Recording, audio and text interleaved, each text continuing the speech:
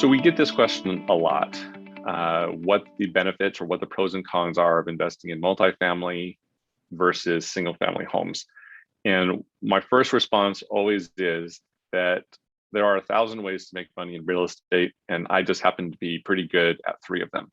So just because I don't tend to focus on multifamily and our company doesn't focus on multifamily doesn't mean there isn't a place for multifamily.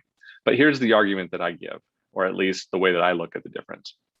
Multifamily, the traditional sentiment is that you get more cash flow for the original investment. And especially when you're talking about smaller multifamily duplexes and fourplexes, that holds true in major metropolitan areas where land is very expensive.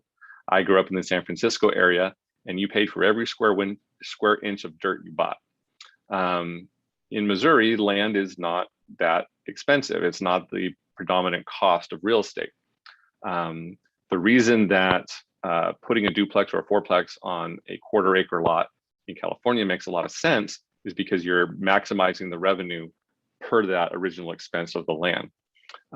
Here in Missouri and Kansas, where land is cheaper, that benefit is not as apparent, not as realized.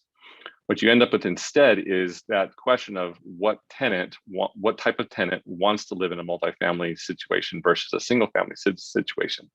And so you're looking at quality of tenant issues. The tenant that wants to be in a single home, a 3-bedroom, 4-bedroom single house, is likely to be somebody who is more prone to staying for 2, 3, 4 years at a time. Someone who's staying in a multifamily home typically is doing so to save on money, so they're paying less per unit.